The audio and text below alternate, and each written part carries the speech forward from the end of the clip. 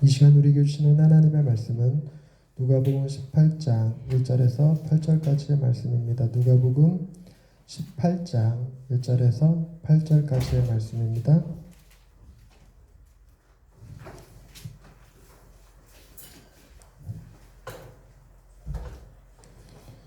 하나님의 말씀을 경청하십시오. 예수께서 그들에게 항상 기도하고 낙심하지 말아야 할 것을 비유로 말씀하여 이르시되 어떤 도시에 하나님을 두려워하지 않고 사람을 무시하는 한 재판장이 있는데 그 도시에 한 과부가 있어 자주 그에게 가서 내 원수에 대한 나의 원한을 풀어주소서 하되 그가 얼마 동안 듣지 아니하다가 후에 속으로 생각하되 내가 하나님을 두려워하지 않고 사람을 무시하나 이 과부가 나를 번거롭게 하니 내가 그 원한을 풀어주리라. 그렇지 않으면 늘 와서 나를 괴롭게 하리라 하였느니라. 주께서 또 이르시되 불의한 재판장이 말한 것을 들으라. 하물며 하나님께서 그 밤낮 부르짖는 택하신 자들의 원한을 풀어주지 아니하시겠느냐. 그들에게 오래 참으시겠느냐. 내가 너희에게 이르노니 속히 그 원한을 풀어주시리라. 그러나 인자가 올 때에 세상에서 믿음을 보겠느냐 하시니라. 아멘. 이 말씀 통하여 우리에게 은혜 베푸시기 원합니다. 아멘. 여러분, 기독교를 상징하는 다양한 이미지들 가운데 가장 핵심적인 이미지 하나 꼽아라 그러면 단연코 십자가일 겁니다. 그래서 이 편견이 얼마나 강하게 제 뇌리에 박혔냐면 십자가가 붙어 있으면 교회, 붙어 있지 않으면 교회가 아니라는 생각을 갖고 살았습니다. 그러다가 제가 프라하에 갔는데 프라하에 있는 한인 교회들에 갔더니 십자가가 없어요. 십자가가 없고 그 우리 성찬할 때 쓰는 잔, 이 조그마한 잔 말고 제법 큰 거, 큰 잔 모양이 붙어 있더라고요. 그래서 의아했어요. 왜 기독교의 상징이 십자가가 아니고 이 체코에서는 잔이지? 궁금해서 제가 체코에 계시는 목사님한테 여쭤봤습니다. 목사님이 하신 말씀이 체코는 얀 후스라고 하는 사람이 종교개혁을 일으켰는데 얀 후스가 루터가 종교개혁을 일으키기 100년 전 사람입니다. 그러니까 굉장히 이런 식의 체코는 종교개혁이 일어났는데 종교개혁의 중심 주제가 뭐였냐면 그때 당시엔 카톨릭, 지금으로 얘기하면 천주교에서 성찬식을 할 때 떡은 성도들에게 줬지만 잔은 돌리지 않았다 그래요. 잔을 돌리지 않은 이유가 뭐냐면 그들은 생각하기를 사제가 신부가 이렇게 기도하고 나면 떡이 예수님의 살로 변하고 포도주가 예수님의 피로 변한다고 믿었습니다. 그러니까 물리적인 변화가 일어난다고 믿었어요. 그러니까 포도주를 성도들이 받을 때 굉장히 두려운 마음이 들어요. 이거는 단순히 포도주가 아니라 예수 그리스도의 피야. 우리는 그걸 상징이라고 보는데 그들은 변화된 피, 실제 피라고 믿었기 때문에 굉장히 두려운 마음이 가득했어요. 그러다 보니까 손이 떨리죠. 덜덜덜덜덜 떨려요. 그러다가 놓치는 일이 종종 생겼어요. 지금처럼 플라스틱으로 만든 컵이 아니라 그때 당시 유리로 만든 컵이어서 이렇게 놓치면 밑은 대리석으로 되어 있으니까 깨진단 말이에요. 예수님의 피가 떨어지잖아요. 그러면 그거를 걸레로 닦으면 안 돼요. 반드시 사제가 혀로 핥아 먹어야 했어요. 근데 문제는 혀로 핥아 먹을 때 깨진 유리 조각 때문에 혓바닥에 상처가 생긴대요.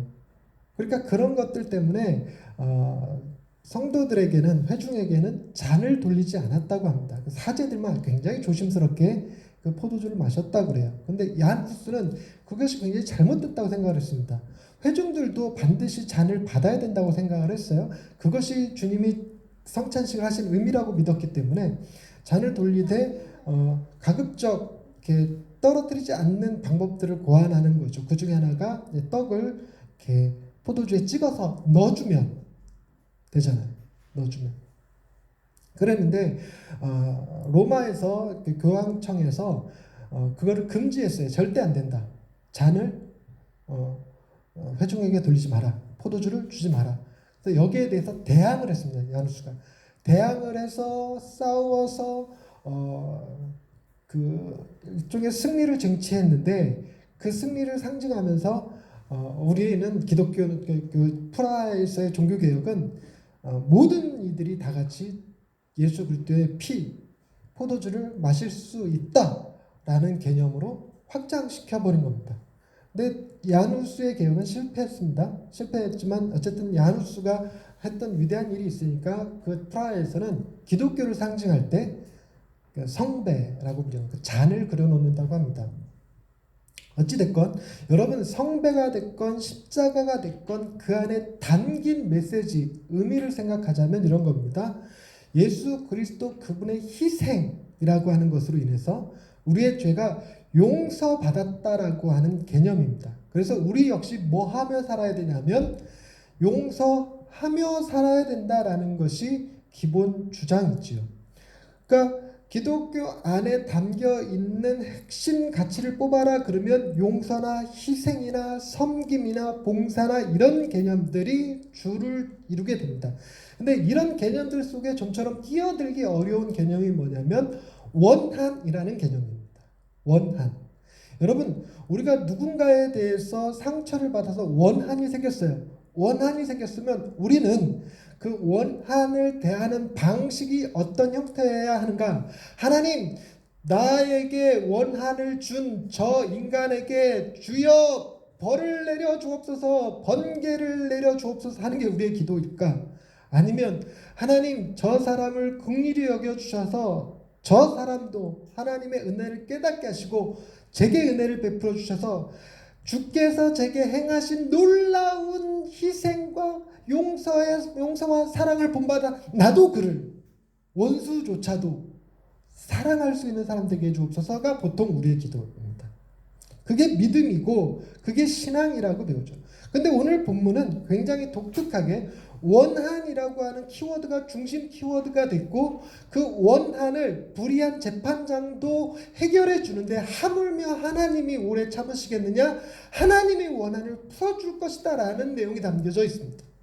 그래서 마치 이 본문을 통해서 우리는 뭘 자꾸만 생각하냐면 우리에게 있는 원한을 기도함으로 낙심하지 않고 포기하지 않고 기도하면 언젠가 하나님이 정의와 공의가 바로 세워져서 내 원수를 갚아주실 것이다 라고 생각한다는 겁니다.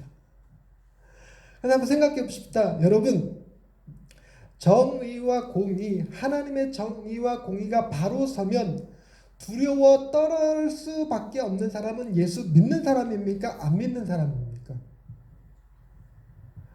당연히 우리는 안 믿는 사람이 더 두려워한다고 생각하는데 안 믿는 사람은 안 믿기 때문에 무시할 수 있어요.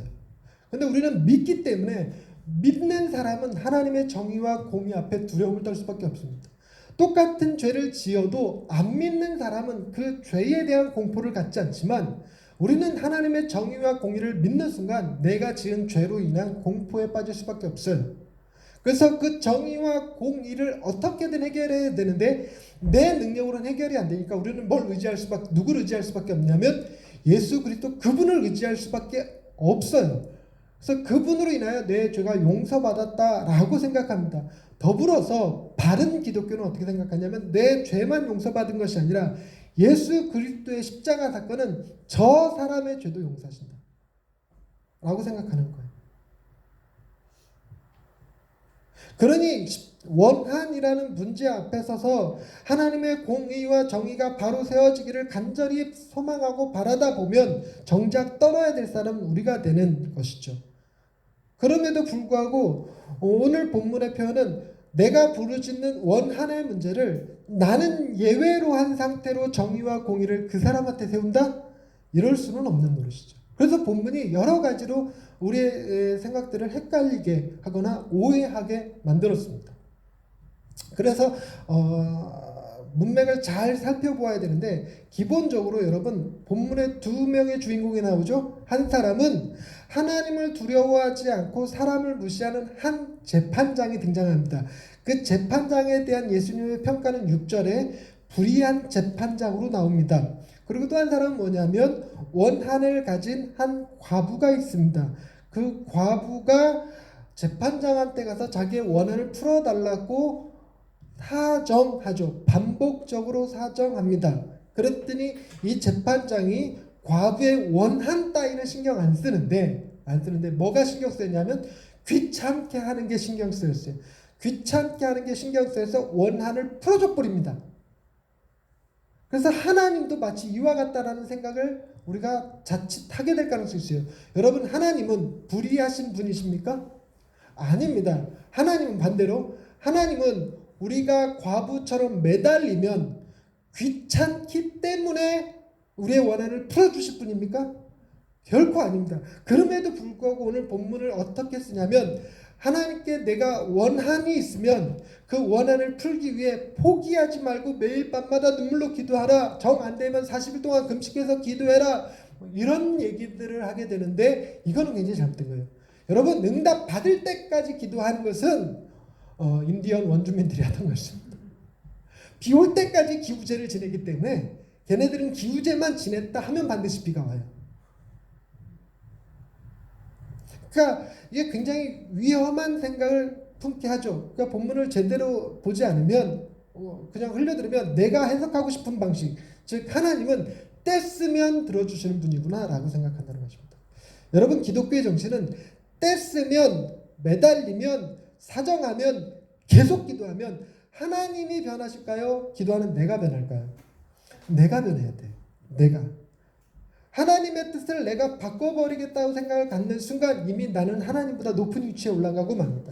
하나님은 내가 부려먹을 수 있는 어떤 수단, 내 목적을 이루기 위한 하나의 방법 중으로 치부되는 굉장히 신성모독과 같은 일이 벌어지고 맙니다. 그렇기 때문에 불의한 재판장과 하나님이 같은 선상에 놓일 수 없고, 또 하나는 과부와 우리가 같은 선상에 놓일 수 없습니다. 그럼 오늘 본문에서 이 비유가 가지는 메시지는 무엇일까? 여러분, 1절 말씀을 같이 읽어보십시다. 18장 1절 말씀 시작. 예수께서 그들에게 항상 기도하고 낙심하지 말아야 할 것을 비유로 말씀하여, 비유의 목적은 항상 기도하고 낙심하지 말아야 한다라는 것입니다. 항상 기도하고 낙심하지 말아야 한다. 여러분, 낙심하게 되는 경우가 뭐냐면, 이렇게 아무리 노력해도 소용없어 라는 생각이 들면 낙심하게 됩니다. 네가 열심히 공부하면 대학교에 갈 수 있다라는 생각이 들면 공부하는데 큰 힘이, 큰 어려움이 있게 노력하면 돼. 노력하면. 그런데 어느 경우에 낙심하냐면 사회가 아주 썩어버려갖고 아무리 공부를 열심히 해도 1억을 기탁하지 않는 이상 대학에서 받아주지 않는다. 근데 나는, 우리 부모는 1억을 대학교에 낼 형편이 못 된다. 그러는 순간 낙심이 돼요. 아무리 내가 공부해도 소용없는 겁니다. 낙심이라는 것이 바로 그겁니다. 근데 예수님의 포커스는 뭐냐면, 불의한 재판장일지라도 과부가 뭐 하지 않았냐면 포기하지 않았어요. 낙심하지 않았어요. 뭐라고 생각했냐면, 아무리 불의한 재판장일지라도 일말의 양심은 있지 않겠는가 하는 기대를 갖는 거죠. 하다못해 뭐 할 수도 있다고 생각하냐면, 귀찮게 하면 해결해 줄 거라는 생각이라도 갖습니다. 그렇기 때문에 계속 탄원할 수 있는 거죠. 근데 이 과부가 언제 낙심하게 될까요? 탄원하는데 재판장의 태도가 뭐냐면, 단순히 귀찮다 그러는 게 아니라 탄원하는 나를 잡아가 버리는 거예요. 그래서 탄원할 수 있는 길을 막아버리는, 아예 내 말을 듣지 않아 버리는, 감옥에 집어넣고 아무리 소리쳐도 들을 생각을 안 하는 거예요. 그러는 순간 소리칠 수가 없게 됩니다. 뭐 해버린 거죠? 낙심해버린 겁니다. 낙심해버린 거예요. 여러분, 제가 누차 말씀드리지만 예수님의 비유라는 게 항상 이렇게 무슨 성향이 있냐면 극단적인 성향이 있다고 말씀드렸어요. 이렇게 불의한 재판장도 없고 이렇게 매달리는 과부도 사실은 없어요. 그러니까 이 과부라고 하는 것은 그때 당시에 사람들, 여러 계층들 중에서도 지극히 소외되고 이렇게 연약한 그룹을 과부라고 불러요. 그 당시 여자는 사람 수에 취급되지 않았기 때문에 과부는 정말 연약한 사람에 해당됩니다. 그런데 비해서 재판장은 굉장히 큰 힘을 가진 사람이 돼요. 그래서 우리가 하나님을 뜻하는 엘로힘이라는 말을 쓸 때 엘이라는 단어가 재판장에게도 붙습니다. 재판장을 엘이라고 불렀어요. 그때 당시. 그러니까 그 정도로 재판장은 굉장히 높은 위치, 과부는 굉장히 낮은 위치에 있었습니다. 그러나 그 둘 사이에 기대하는 바가 있으니 그게 뭐냐면, 과부는 재판장이 뭐 할 사람이라고 생각하냐면 정의를 바르게 세우는 사람이고, 떼쓰고 매달리면 해결할 능력이 있는 사람이라는 기대가 있는 겁니다. 여러분, 호산아, 네가 나한테 목사님 저 대학에 들어가게 해주세요 하고 떼쓰면 너는 낙심하게 될까? 하지 안 하게 될까? 낙심하게 되겠지. 목사님이 기도하는 순간 붙을 대학도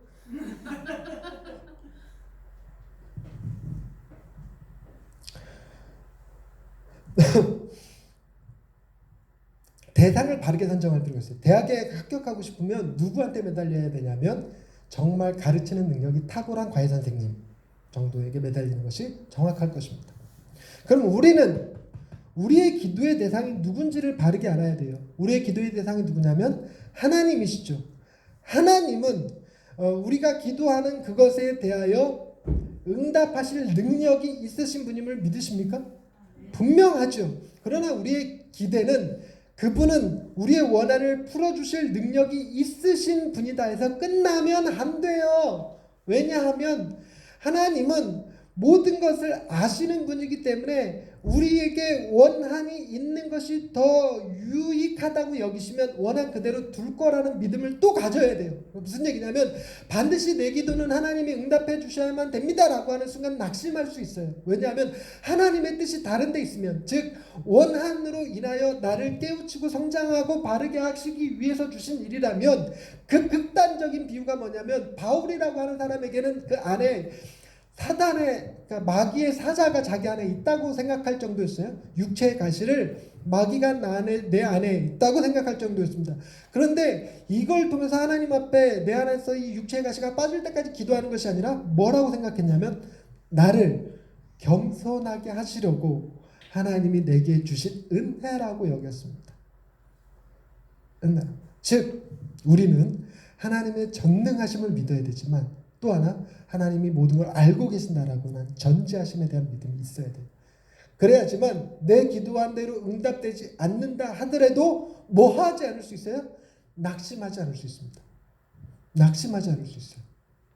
그런데다가 한 가지 사실을 더 주목해 봐야 합니다. 그게 뭐냐면 왜 예수님이 항상 기도하고 낙심하지 말아야 될 것에 대한 이야기를 하셨는가 하는 것입니다. 왜 낙심하지 말아야 될 것에 대한 얘기를 하셨는가? 그것은 17장에 나오는 비유들 때문에 그렇습니다. 이야기들 때문에 그렇습니다. 그게 뭐냐면 17장에 어떤 내용이 나오냐? 마지막 때에 되면 어떤 일이 벌어질 것입니까? 마지막 때, 즉 종말의 때가 되면 어떤 일이 벌어질 것입니까? 라고 하는 질문이에요. 여러분, 이 세상이 완전히 끝난다, 종말이 온다, 핵전쟁이 일어나서 지구가 폭파돼 버린다든가 우주의 어떤 행성이 하나가 와서 지구를 확 부딪혀버린다든가 그래갖고 완전히 지구가 소멸돼 버린다라고 생각하면 여러분 행복합니까? 불안하십니까? 불안하죠. 평안을 잃어버리게 됩니다. 그런데 뭐 할 수 있으면 마음에 평강이 생기냐면 이 세상이, 우리가 발을 딛고 살아가는 이 지구가 전부가 아니라는 사실, 우리에게는 새로운 대안이 있다는 사실을 알면 마음이 평안해져요. 예를 들자면 한국의 기술이 무지막지하게 발전해서 핵폭탄이 터져도 각 집의 지하에는 핵폭탄, 핵전쟁에 대비한 방공 초소가 다 하나씩 있고 그 안에는 핵폭발로 인해서 50년 동안, 핵이 폭파되면 50년 동안 사람이 살 수, 최소한의 단위가 50년 동안 사람이 살 수 없는 땅이 되어버립니다. 50년이 지나면 어느 정도 살 수 있다고 그래요. 그러면 그 방공호 안에 50년 동안 살 수 있는 시설이 되어 있다면 핵전쟁으로 인해서 크게 두려운 마음을 가지지 않을 수 있게 됩니다. 아니면 저기서 행성이 행성이 지구를 향해서 날아와요. 그런데 뭐 할 수 있냐면 각각 집마다 자동차가 기술이 발전돼서 평상시엔 자동차로 쓰고 위기 유사시에는 우주선으로 쓸 수 있어. 그리고 그럴 때를 대비해서 달이든 화성이든 어디에 거주지가 형성이 되어 있어요. 거기에 부동산 내 지분이 있고 내가 가면 별장 같은 내 집이 있어 라고 생각이 들면 행성이 온다? 아 그럼 이참에 그걸로 가자. 짐 싸라 하고 가버리면 덜 불안할 수 있다는 것입니다. 그러나 그런 정도가 아니라 하나님이 예비하신 천국이 있다라는 믿음을 가지면 우리는 더 마음 평안해질 수 있죠. 앞서서 17장은 굉장히 두려움에 대한 이야기를 가득 담고 있지만 그럼에도 불구하고 낙심하지 마. 왜냐하면 세상에 종말이 온다 할지라도 너희는 누가 구할 거야? 내가 구할 거야 라는 개념이 오늘 본문에 나오는 이야기입니다. 그래서 중요하게 보셔야 될 건 8절 말씀입니다. 8절 말씀을 같이 읽어보겠습니다. 내가 너희에게 이르노니 속히 그 원한을 풀어주시리라. 그러나 인자가 올 때에 세상에서 믿음을 보겠느냐 하시니라. 여러분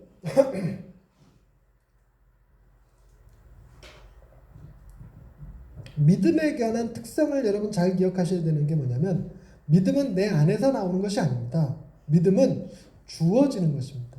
주어지는 것입니다. 여러분 그 지구가 도냐 태양이 도냐? 지구가 돌지. 본 적 있어 없어? 없어. 그럼에도 불구하고 조금도 의심하지 않고 지구가 돈다고 믿지. 맨날 눈에는 태양이 도는 게 보이는데 근데 왜 지구가 돈다고 믿어? 믿음을 누가 줬어? 과학자들이 줬어요. 과학자들이 다양한 논거와 증거들을 보여줬어요. 과학이 발전하면서 실제로 지구가 도는 것을 촬영할 수 있는 능력까지 갖췄어요. 이 모든 것들이 논거들이 다 지구가 돈다라는 생각을 갖게 만들어줬습니다. 그러니까 내가 지구가 돈다고 믿어야지 맨날 아침마다 태양이 도는 것을 하루 종일 태양이 도는 것을 보면서도 내가 수고하고 노력해서 지구가 돈다라고 믿는 게 아닌 겁니다. 믿음은 알게 모르게 내게 주어진 거예요. 그러나가 아니라 그러므로 종말에 대한 예수 그리스도에 대한 기대는 내가 수고하여 노력하여 얻어낸 내 믿음에 근거하지 않습니다. 믿음은 누가 주실 거기 때문이냐면 주님이 주실 것이기 때문에 그렇습니다. 여러분 과학자가 줄 수 있는 믿음과 그리스도께서 주실 수 있는 믿음 중 어느 믿음이 더 견고한 믿음일까요? 주님이 주실 수 있는 믿음입니다. 여러분 과학적 믿음보다 더 무서운 게 종교적 맹신이에요. 종교적 맹신은 뭐 할 수 있게 하냐면 폭탄을 몸에 두르고 자살 폭탄 테러를 할 수 있게 합니다. 그만큼 종교적 맹신은 굉장히 무서운 겁니다. 그건 종교적 맹신은 누가 줬냐면 종교 지도자들이 준 거지 주님이 주신 게 아니에요. 그러니까 종교 지도자들이 주는 맹신도 과학적인 믿음보다 더 큰데 하물며 하나님이 주시는 믿음은 종교 지도자들이 주는 믿음과도 비교할 수 없을 만큼 클 겁니다. 본인이 주신 믿음을 주셔놓고 믿음이 있나 없나 보자 이럴 게 아니라는 겁니다.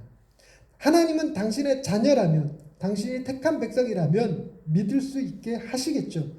믿지 못한다 해도 하나님의 능력은 그 믿음과 상관없이 구원할 능력이 있습니다. 즉 다시 얘기해서 여러분 종말의 때에 대한 얘기예요. 종말의 때에 대한 이야기를 가지고 불의한 재판장도 역시 원한을 풀어줄 수 있을 정도의 사람인데 하물며 하나님이 가장 신뢰할 수 있는 그 하나님이 종말의 때에 우리를 향한 구원을 이루실 때에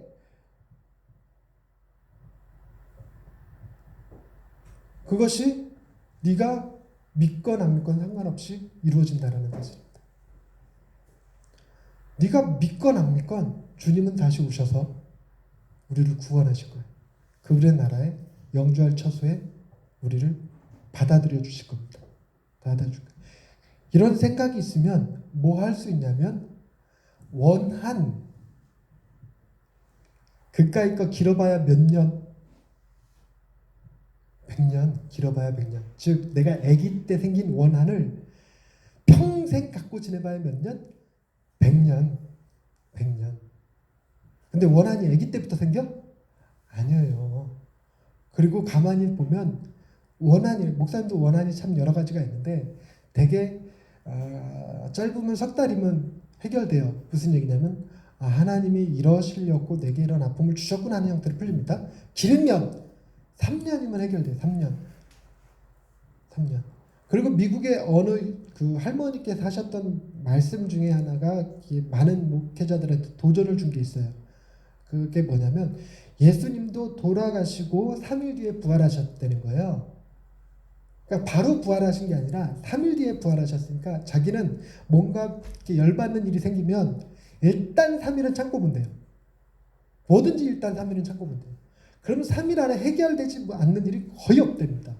그 사람이 사과를 하든 내가 뭘 깨닫든 내 마음이 풀어지든 3일. 그런데 놀라운 것 중에 하나가 세상의 심리학자들도 뭐라고 얘기하냐면 사람 마음에 용수철이 들어있는 사람이 있고 쿠션이 들어있는 사람이 있답니다.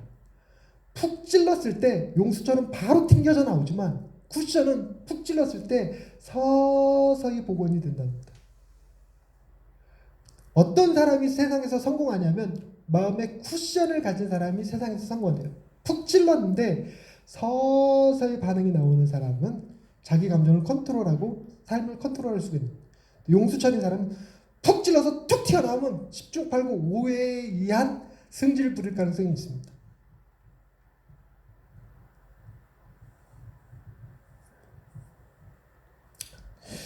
제가 주석을 좋아합니다. 책을. 목사다 보니까 직업적인데 그 무기들 아닙니까? 근데 주석 중에서 정말 갖고 싶은 주석이 하나 있었는데 WBC라고 하는 주석이 너무너무 갖고 싶었어요.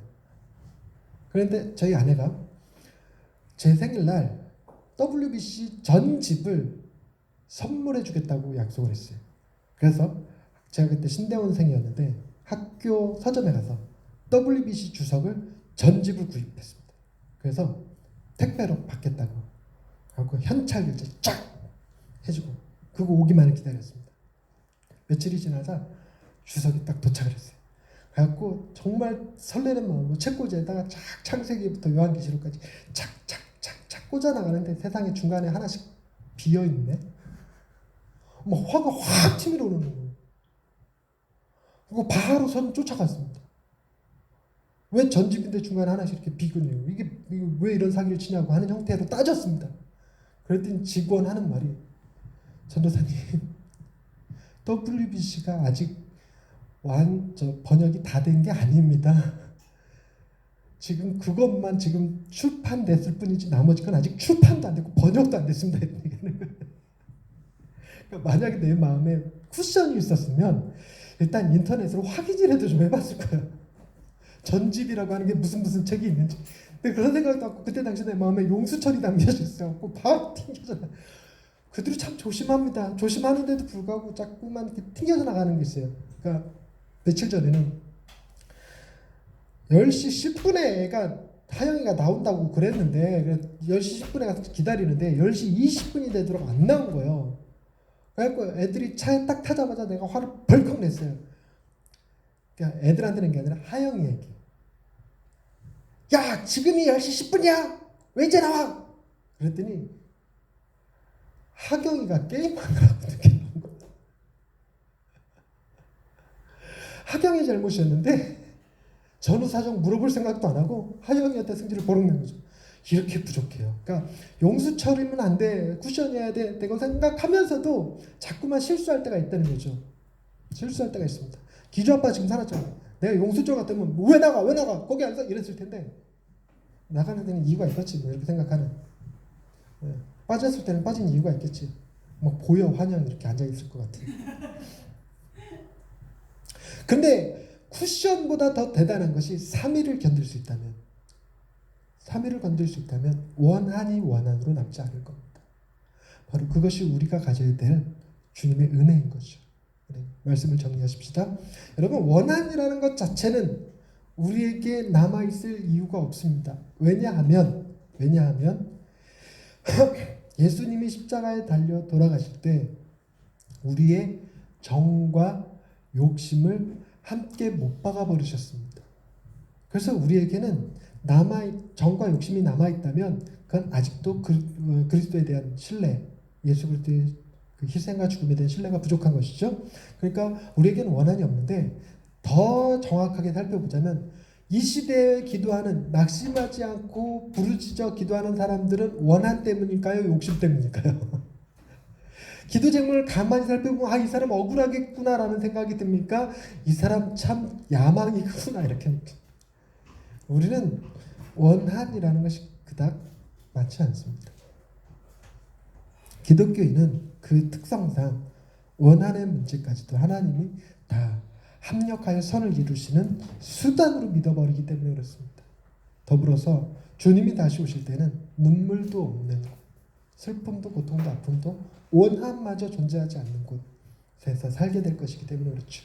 그러니 우리는 담대할 수 있습니다. 우리는 무엇을 믿어야 되느냐면 원한의 문제에 대해서 이것도 저것도 다 싫어 할지라도 이 세상은 정말 망해버려야 돼 라는 생각이 가질지라도 우리에게는 다시 오실 예수가 계시기 때문에 원한이 있어도 살 수 있을 뿐만 아니라 원한이 내 삶을 갉아먹게 내버려 두지 않을 수도 있습니다.